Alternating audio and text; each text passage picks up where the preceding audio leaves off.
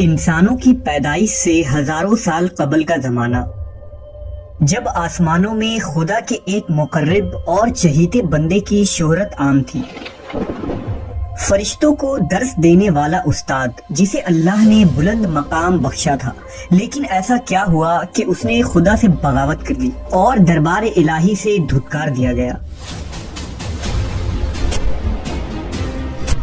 حضرت آدم علیہ السلام کی پیدائش سے قبل آسمانوں پر دو قسم کے مخلوق رہتی تھی، ایک نوری اور دوسری ناری۔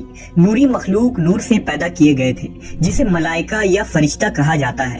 یہ دن رات عبادت الہی میں مصروف رہا کرتے تھے اور ان کے یہاں نہ عورتیں ہوتی تھی اور نہ ہی ان کی نسل چلتی تھی۔ دوسری مخلوق ناری یعنی جنات تھے جو آگ سے پیدا کیے گئے ہیں۔ ان کی عورتیں بھی ہوتی تھیں اور ان کی نسل بھی خوب پھیلتی تھی۔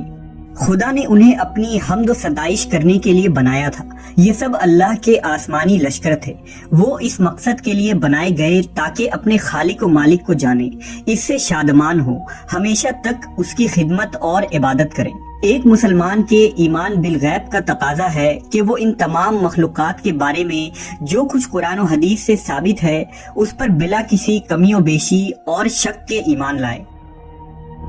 انہی مخلوق میں ایک معزز ہستی عزازیل تھا۔ عزازیل کا مطلب ہے خدا کا عزیز۔ اسے اللہ نے دہکتے ہوئے آگ کے شعلوں سے پیدا کیا تھا۔ حضرت آدم علیہ السلام کی پیدائش سے 144,000 سال پہلے سموم جنات کی پیدائش ہوئی۔ یہ جنات کا بابائے آدم تھا۔ سموم جن کو زمین پر بھیج دیا گیا، جہاں 300 سال گزرنے کے بعد زمین پر اسے اپنی نسل کی جن مخالف ملی، جس سے اس نے شادی کر لی اور وقت گزرنے کے ساتھ کثیر تعداد میں اس کی اولادیں ہوئیں۔ ابتدا میں تو یہ قوم جنات اللہ کے فرما بردار اور اطاعت گزار تھے، لیکن بہت جلد یہ سرکش اور نافرمان ہو گئے۔ جب ان کی بدعمالیوں کی حد پار ہو گئی تو کثیر تعداد میں جنات نے موت کا ذائقہ چکھا اور وہ مر گئے۔ اس دوران جو نیک جنات تھے وہ باقی بچ گئے اور ان کی نسل آگے بڑھی۔ انہی جناتوں میں ایک مشہور جنات جن چلیپا تھا۔ چلیپا کا چہرہ ببر شیر جیسا تھا۔ چلیپا نہایت ہی قد آور اور بہادر جن تھا۔ اس کی بیوی کا نام تبلیس تھا، جس کا چہرہ بھیڑیے کی مادہ کی طرح تھا۔ وہ اپنے شوہر کی طرح دلیر اور طاقتور جن تھی۔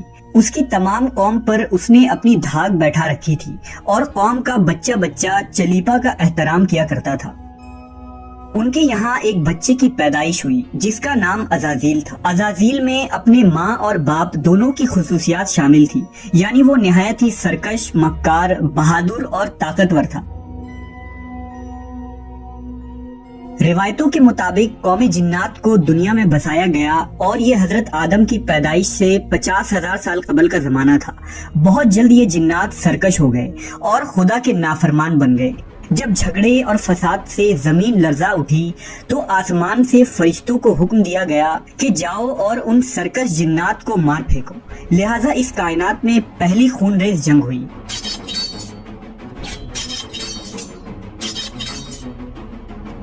جس میں عزازیل کے ماں باپ یعنی چلیپا اور تبلیس نے بڑی بہادری سے جنگ کی، لیکن فرشتے ان پر غالب آ گئے۔ فرشتوں کا وار ان جناتوں پر اس طرح پڑتا کہ وہ اشک کھا کر گر پڑتے۔ اسی جنگ کے دوران عزازیل کے ماں باپ مارے گئے اور قوم جنات کے سرکش جنوں کو قیدی بنا لیا گیا۔ ان قیدیوں میں شہزادہ عزازیل بھی تھا۔ فرشتے جب اسے بارگاہ الہی میں لائے تو ان کو حکم ہوا کہ عزازیل کی بہترین تربیت کرو۔ چنانچہ فرشتوں نے عزازیل کی تربیت بہترین انداز سے کی۔ عبادت، ریاضت کے طریقے اور آداب سکھائے گئے۔ اس طرح وہ بہت جلد اللہ کا مقرب ترین بندہ بن گیا۔ ایک وقت ایسا آیا کہ عزازیل اللہ کا سب سے چہیتا، عبادت گزار، ریاضت کرنے والا اور زاہد بندہ تھا، جس میں اس کا کوئی ثانی نہ تھا۔ حکمت و دانشوری میں بھی اسے کمال حاصل تھا۔ عزازیل اپنی عبادت و ریاضت کی وجہ سے اس درجے تک پہنچ چکا تھا کہ اسے فرشتوں کا معلم مقرر کر دیا گیا اور آسمان والے اسے عابد کہہ کر پکارنے لگے۔ حضرت کعب بن احبار کا بیان ہے کہ عزازیل 40,000 برس تک جنت کا خزانچی تھا، 80,000 برس تک فرشتوں کا ساتھی رہا، 20,000 سال تک فرشتوں کو واز سناتا رہا۔ جس ممبر پر بیٹھ کر عزازیل فرشتوں کو درس دیا کرتا تھا، اسی ممبر کے نیچے حضرت جبرائیل، میکائیل، اسرافیل اور اسرائیل علیہ السلام بیٹھ کر اس کی درس و تدریس سنا کرتے تھے۔ لیکن اللہ کو بخوبی آگاہی تھی کہ یہ اصل میں لعین ہے اور ایک معین مدت کے بعد ذلیل ہوگا، اور اپنے انجام سے غافل اس عزازیل کا خاتمہ کفر کے حالت میں ہوگا۔ لہٰذا ایک روز عزازیل نے لوح محفوظ کو دیکھا کہ اس میں ایک عبارت تحریر کی گئی ہے جس کے الفاظ تھے کہ میں اللہ کی پناہ مانگتا ہوں شیطان مردود سے۔ اس عبارت کو پڑھتے ہی عزازیل غالباً 2000 سال تک روتا رہا اور بارگاہ الہی میں حاضر ہو کر دریافت کرنے لگا کہ اے رب العالمین، یہ شیطان رجیم کون ہوگا جس سے پناہ مانگی جائے گی؟ اللہ نے عرض کیا، ہمارا ایک ایسا بندہ جسے ہر نعمت سے سرفراز کیا جائے گا مگر ایک حکم نہ ماننے کی وجہ سے وہ مردود ہو جائے گا۔ عزازیل نے خواہش کی کہ میں اس ملعون کو دیکھنا چاہتا ہوں، جس پر اللہ کی جانب سے عرض کیا گیا کہ تو جلد اسے دیکھے گا۔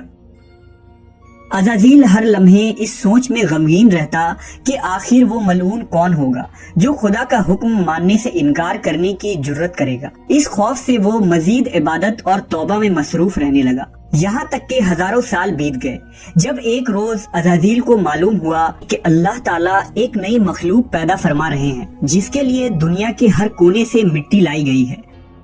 اللہ تبارک و تعالیٰ نے حضرت آدم کے پتلے کو اپنے دست قدرت سے پیدا فرمایا اور یہ بغیر روح کے 40 سال تک اسی حالت میں پڑا رہا۔ فرشتے جب اس کے پاس سے گزرتے تو گھبرا جاتے، ان میں سب سے زیادہ گھبرانے والا ابلیس تھا۔ یہ اس کے پاس سے گزرتا تو اسے مارتا، جس کی وجہ سے اس جسم سے ایسی آواز نکلتی جیسے کھنکھناتی مٹی کی ٹھیکری سے نکلتی ہے۔ اور پھر وہ دن بھی آ گیا جب رب العالمین نے فرشتوں سے فرمایا کہ میں زمین پر اپنا ایک نائب بنانے لگا ہوں، وہ زمین پر میرے احکام کو نافذ کروائے گا۔ فرشتوں نے عرض کیا، اے پاک پروردگار، یہ زمین پر فساد برپا کریں گے اور یہ آپس میں خون ریزی کریں گے، جبکہ ہم تو دن رات آپ کی تسبیح کرتے رہتے ہیں اور آپ کی پاکی بیان کرتے ہیں۔ اللہ نے فرمایا، جو کچھ میں جانتا ہوں وہ تم نہیں جانتے۔ پھر اللہ نے حضرت آدم کو تمام چیزوں کے نام سکھا دیے اور انہیں فرشتوں کے سامنے پیش کرتے ہوئے فرمایا، اگر تم سچے ہو تو مجھے ان کے نام بتاؤ۔ انہوں نے کہا، تو پاک ہے، ہم تو اتنا ہی جانتے ہیں جتنا تو نے ہمیں بتایا ہے، بے شک تو بڑے علم و حکمت والا ہے۔ پھر اللہ نے فرمایا، اے آدم، ان چیزوں کے نام بتا دو۔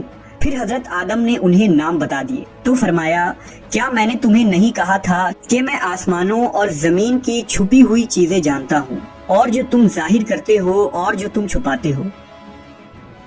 پھر فرشتوں کو حکم دیا گیا کہ آدم کو سجدہ کرو، لہذا انہوں نے سجدہ کیا، مگر عزازیل نے سجدہ سے انکار کیا۔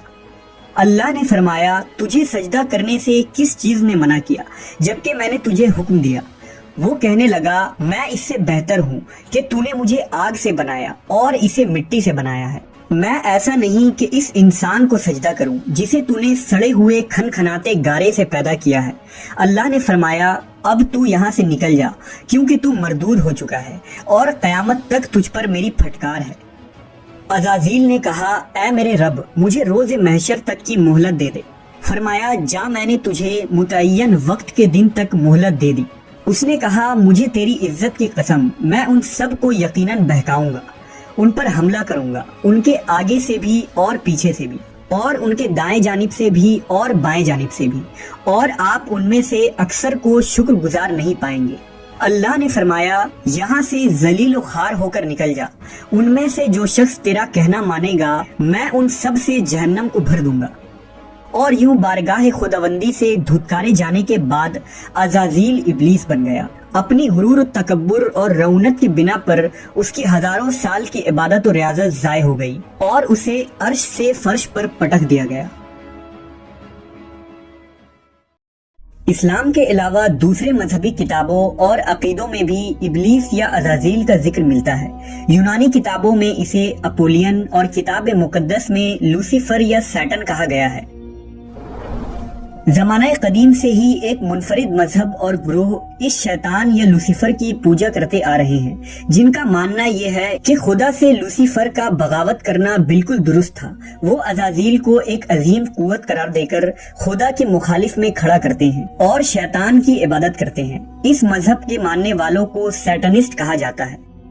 روایتوں کے مطابق ابلیس کی موت کا وقت اسرافیل کے پہلے اور دوسرے سور پھونکنے کے درمیان کا وقت ہے، جب اسے دی گئی مہلت پوری ہو چکی ہوگی اور وہ ذلیل و خوار ہو جائے گا۔ قرآن مجید کے مطابق روز حشر خدا کے فیصلے کے بعد ابلیس اپنے پیروکاروں سے اعلان برات کرتے ہوئے کہے گا کہ تم اپنے گناہوں کے خود ذمہ دار ہو۔ نیز وہ کہے گا کہ خدا نے تمہیں سچا وعدہ دیا تھا اور میں نے جو وعدہ تمہیں دیا تھا میں اس کی مخالفت کرتا ہوں۔ مجھے تم پر کسی قسم کا کوئی تسلط حاصل نہیں تھا سوائے اس کے کہ میں نے تمہیں بلایا اور تم نے میری پکار پر لبیک کہا۔ بس مجھے ملامت نہ کرو، اپنے آپ کو ملامت کرو۔ اب میں تمہارا فریاد رس نہیں ہوں اور نہ تم میری فریاد رس ہو سکتے ہو۔ عزازیل کا حضرت آدم علیہ السلام کو سجدے سے انکار کا جذبہ حسد تھا، جس نے اسے مجبور کیا کہ میری جگہ آدم کو کیوں مل گئی۔ یہ اس کا جذبہ تکبر اور غرور تھا کہ میں سب سے اعلیٰ ہوں۔ یہ صرف اس ایک سجدے کے انکار کی بات نہیں تھی، بات اطاعت سے سرکشی کی تھی۔ ابلیس نے دل میں خود کو رب مان لیا تھا۔ اس شرک عظیم کے نتیجے میں ابلیس تا قیامت رسوا اور لعنتی ٹھہرا اور اولاد آدم کو بھٹکانے کے لیے آزاد قرار پایا۔